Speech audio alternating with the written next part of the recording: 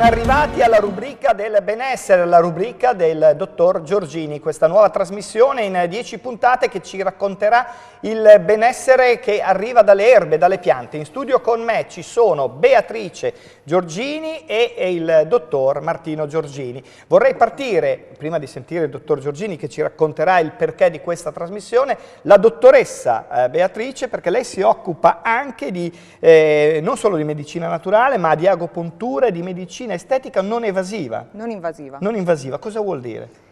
Vuol dire una medicina estetica che parte proprio dal concetto di non invasività, quindi di efficacia, sicurezza, però allo stesso tempo cercando comunque di dare risultati molto naturali e tramite tecniche sempre molto naturali. Quindi per intenderci si può essere belli senza agire sul proprio corpo con la medicina Certo. chirurgica. Esatto. Che non è poco. E invece parliamo di erbe con il dottor Giorgini, perché le erbe fanno bene. Sì, fanno bene, soprattutto a motivo di queste 10 erbe che abbiamo scelto, le erbe anche molto comuni, non solo per non essere noiosi, ma per vedere l'efficacia di erbe come la camomilla, come si penserebbe che non siano così potenti nella loro azione. Questa prima puntata, e qui mi rivolgo alla dottoressa Beatrice, parliamo della betulla bianca. Cosa Sì. può fare la betulla bianca? La betulla bianca ha tantissime azioni, diciamo che è una delle piante forse più complesse perché vengono utilizzate praticamente tutte le sue parti in fitoterapia e ogni parte ha delle azioni specifiche, delle indicazioni terapeutiche specifiche. Alcune di queste sono più conosciute, come ad esempio le azioni e le indicazioni della linfa di betulla o delle gemme di betulla, altre sono sicuramente meno note, ad esempio pochi sanno che dalla corteccia di betulla si ottiene un catrame che è molto efficace per le malattie della pelle, le dermatosi, però non molto conosciuto e non molto utilizzato a causa del suo odore molto forte, molto pungente. E da questo catrame si può distillare un olio essenziale utilizzato soprattutto per massaggi sportivi, massaggi per dolori anche reumatici. E poi abbiamo altre parti della betulla che vengono utilizzate in fitoterapia, come ad esempio il decotto che si può fare dalla corteccia, che ha utilizzi sempre in dermatologia, quindi per foruncolosi e fastidi a livello dermatologico, e può essere utilizzato anche per la caduta dei capelli e per quindi la ipersudorazione, ho un futuro la anche ipersudorazione dei piedi. Ma senta, dottor Giorgini, la betulla, leggo nei miei appunti, è comune in Europa, nelle regioni temperate dell'Asia e in Nord America. Quindi voi come fate ad averla e come la lavorate? Ma queste è comune anche in Italia, soprattutto nelle Alpi, nelle zone montagnose, perché vuole un clima un po' fresco. Noi utilizziamo le gemme che vanno raccolte comunque in primavera, fresche, e lavorate in giornata perché hanno questa caratteristica.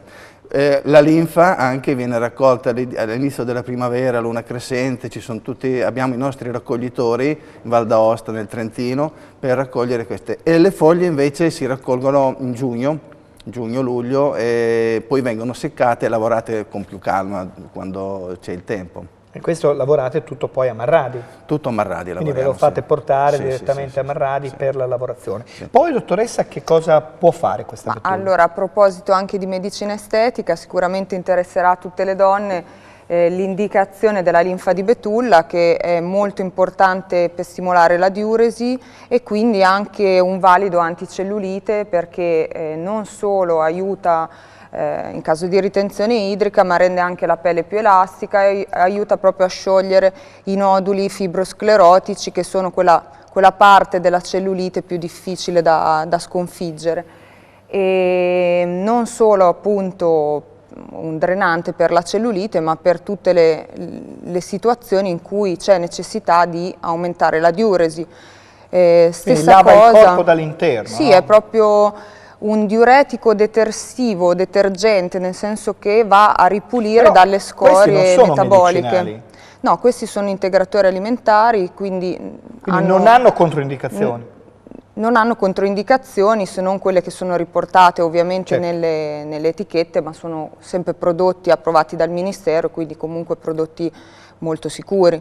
E per quanto riguarda ad esempio la betulla, è un prodotto che può essere utilizzato con grande efficacia e sicurezza anche da pazienti che hanno problemi cardiaci, problemi renali, proprio per aumentare la diuresi, senza però avere perdita di sali minerali come può capitare invece con diuretici di tipo farmacologico, quindi un grosso vantaggio proprio perché aumenta l'eliminazione dei liquidi ma senza perdita di sali minerali o di sostanze nutritive preziose. Che cosa si trova qui dentro? Questa è proprio la betulla bianca.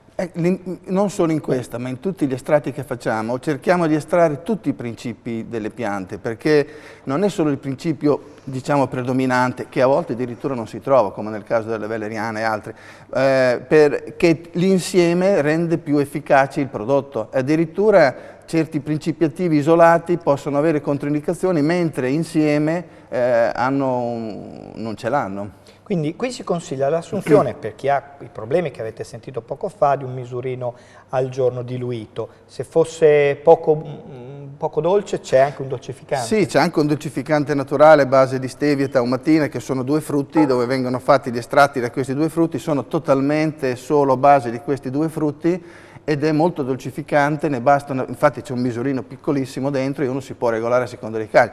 Comunque l'importante per questi estratti, tutti gli estratti, è sempre quello di agitarlo bene prima dell'uso, prima di prelevare il misurino, la dose che si vuol prendere. Questo perché? Perché estraendo tutti i principi attivi ci sono di quelli che sono solubili in acqua, altri che invece sono resinosi e non sono solubili in acqua e quindi tendono col riposo a stratificarsi, alcuni vengono a galla, altri vanno sul fondo. Bisogna uniformare ogni volta prima di prendere il prelievo, in modo che è sempre uniforme e sempre tutti i principi distribuiti uniformemente. Dottoressa, questo va bene invece anche per il caffè e per chi non Certo, può assumere sì, zuccheri? Si usa come dolcificante naturale, quindi privo di controindicazioni o di effetti indesiderati, però molto dolcificante, adatto anche per i bambini.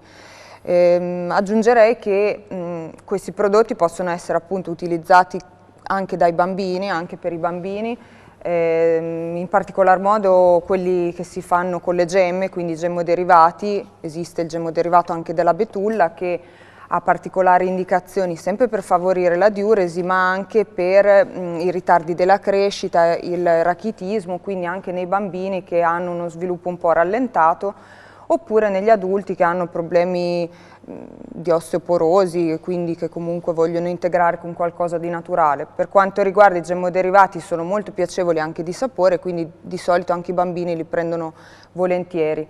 Ovviamente l'unica attenzione che bisogna fare con i dosaggi che devono essere quelli indicati per l'età del bambino. La betulla è amica dei reni, lava il filtro renale e il sangue Scioglie i attraverso i reni e scioglie i calcoli anche. Calcoli renali, è diciamo la pianta principe per sciogliere i calcoli renali. Quanto studio c'è stato per fare questo prodotto? Che non è medico ma si avvicina. È il risultato poi di un'evoluzione nella ricerca di fare questi estratti di più di 30 anni di professione, per vedere di riuscire a estrarre i principi e mantenerli integri. Per esempio alcune sostanze tipo gli enzimi sono molto delicati, sono sostanze proteiche molto delicate che sopra i 45-50 gradi coagulano e quindi poi sarebbero inefficaci, quindi è importante estrarli sotto questa temperatura. E facciamo questo, per avere questo facciamo sottovuoto, perché così la temperatura di ebollizione o di evaporazione si abbassa e nello stesso tempo non c'è l'ossigeno che potrebbe andare a ossidare e quindi rovinare il prodotto.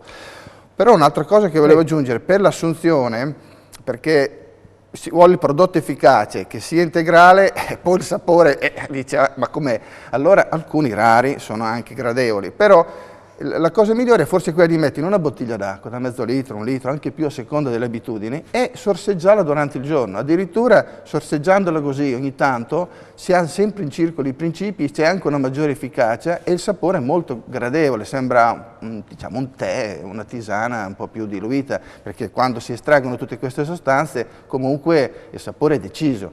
Per chi conosce la pianta riconosce bene anche il profumo, tutto, anche solo aprire la bottiglia. Grazie, avete seguito oggi i poteri della betulla e nella prossima puntata parleremo naturalmente di altri prodotti. Arrivederci.